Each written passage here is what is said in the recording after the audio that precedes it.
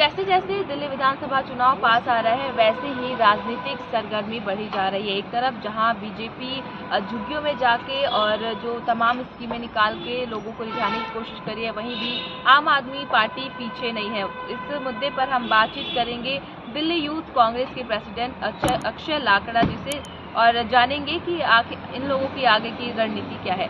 Sir, आप बताइए, जैसे कि जो बीजेपी है वो तमाम राजनीति कर रही है, अलग अलग स्कीमें निकाल रही है और लोगों को रिझाने की कोशिश कर रही है, वहीं आम आदमी पार्टी भी है, वो भी जो है लोगों को मुद्दे और लोगों को स्कीमें बता के रिझाने की कोशिश कर रही है। तो ऐसे में आप कांग्रेस को कहाँ देखते हैं? देखिए, जो निरंतर पिछले 2013 से लेकर आज 2025 की शुरुआत होने वाली है, इस पूरे कालखंड के दौरान आप देखेंगे कि आम आदमी पार्टी ने जितने तमाम वादे किए या जो भी फ्री की रेवड़ी उन लोगों ने दिल्ली में बांटी है, इससे जो दिल्ली का खुद का संगठित एक ढांचा था, जो दिल्ली के अंदर एक माहौल था, जो देश की राजधानी लोग उसको देखते थे, उससे फायदे के बजाय कहीं ना कहीं नुकसान हुए हैं। अगर आप बात करें पानी और बिजली फ्री देने की, तो वो तो कांग्रेस शासित राज्यों के अंदर भी आज मिल रहा है, लेकिन उसके साथ साथ जो फिक्स चार्ज, जो लाभार्थी नहीं है आम आदमी पार्टी की इस योजनाओं के, उनके जो फिक्स चार्जेस हैं वो लगातार बढ़ा दिए गए हैं। अगर मैं डोमेस्टिक मीटर की बात ना करूं, कमर्शियल मीटर की बात करूं, तो उनके चार्जेस 3 से 4 गुना हो चुके हैं। कांग्रेस के राज में जब दिल्ली के अंदर बिजली की यूनिट 4 से 5 रुपए के बीच पर थी,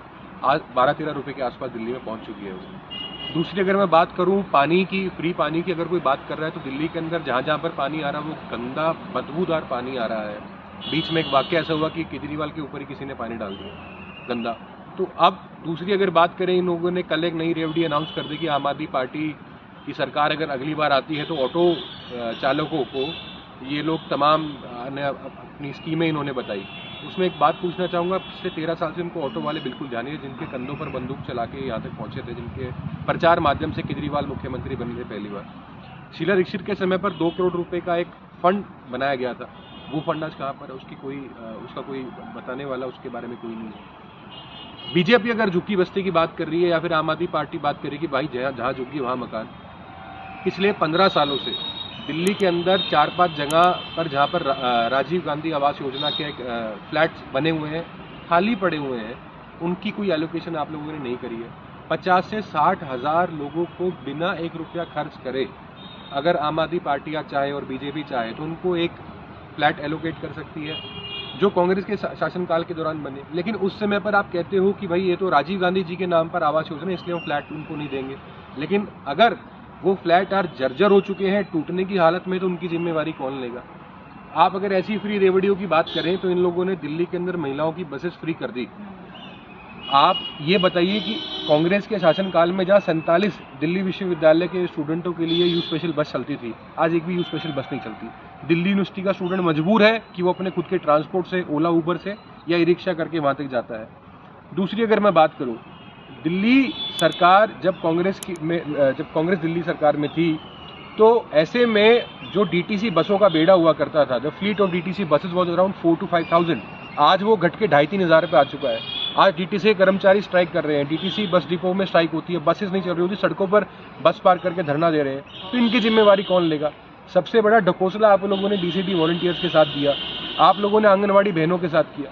तो अब ये सारी चीज़ों में आम आदमी पार्टी उस पर एक्सपोज हो चुकी है। और कांग्रेस पार्टी ने जिस प्रकार देवेंद्र यादव जी के नेतृत्व में दिल्ली में यात्रा शुरू करी, तो वो उसका मैसेज बिल्कुल क्लियर है। 70 विधानसभाओं में हम लोग पैदल चल के गए हैं और लोगों के बीच में हमें वो गुस्सा देखने को मिला आम आदमी पार्टी के खिलाफ, बीजेपी के खिलाफ, और एक सैचुरेशन पॉइंट पर वो एक अंत काल की तरफ आम आदमी पार्टी अब आगे बढ़ रही है। उनके विधायक निरंतर टूट के देवेंद्र यादव जी के नेतृत्व में कांग्रेस ज्वाइन कर रहे हैं, and we are very hopeful to have a very positive result, और इसी पर हम आगे काम कर रहे हैं। अच्छा, ये जो कांग्रेस के द्वारा न्याय यात्रा निकाली गई, आपको कितना देखने को मिला कि जो लोगों में रुझान है या लोगों का समर्थन है, कहाँ तक मिला आपको? दिल्ली के लोगों ने इस यात्रा में जो अभूतपूर्व समर्थन किया, इससे बात साफ कर दिया कि दिल्ली को कांग्रेस ही चला सकती है और उससे बेहतर कोई विकल्प दूसरा नहीं है। लोग जो अपने घर से बाहर निकल कर आ रहे थे, छोटे बच्चों से लेकर वृद्ध आवर्दा के लोग भी यहाँ पर हमारी यात्रा में आके शामिल हुए।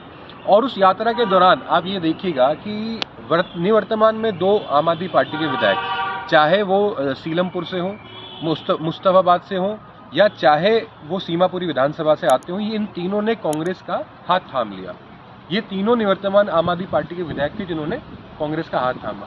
तो अंतर बिल्कुल स्पष्ट है। निवर्तमान विधायक कांग्रेस के अंदर आ रहा है और लोगों का जो अभूतपूर्व समर्थन हमें मिल पा रहा है, एक ऐसा जनसैलाब हमें यात्रा के अंदर देखने को मिला और ऐसा दिल्ली के इतिहास के अंदर कोई भी राजनेता दूसरा नहीं हुआ जिसने 70 की 70 विधानसभा पैदल चल के पूरी करी हो।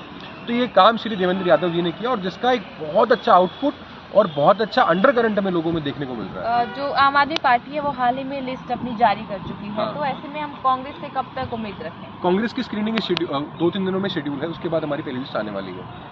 अच्छा, कहते हैं कि जो राजनीति होता है उसमें युवा का एक अहम रोल होता है, युवा कुछ भी बदल सकता है, तो जो यूथ है, कांग्रेस यूथ, इसमें कितना योगदान है आपका राजनीति में? दिल्ली कांग्रेस की आने वाले चुनाव के अंदर आप देखेंगे तो एक बहुत मेजर चंक ऑफ जो कैंडिडेट्स होगा वो यूथ कांग्रेस के बैकग्राउंड का होगा, एनएसयूआई के बैकग्राउंड का होगा। हमारे खुद के दिल्ली प्रदेश कांग्रेस कमेटी के अध्यक्ष श्री देवेंद्र यादव जी, क्योंकि वो पहले यूथ कांग्रेस के प्रदेश अध्यक्ष भी रहे हैं, एनएसयूआई से भी उनका ताल्लुकात रहा था, तो ये जो हमारे कैंडिडेट्स रहेंगे अब की बार उसमें आप देखेंगे तो मेजर चंक जो रहेगा वो यूथ कांग्रेस का और एनएसयूआई और जो इनका बैकग्राउंड रहा है इन्हीं संगठनों का, तो युवा कैंडिडेट आपको बहुत देखने को मिलेंगे।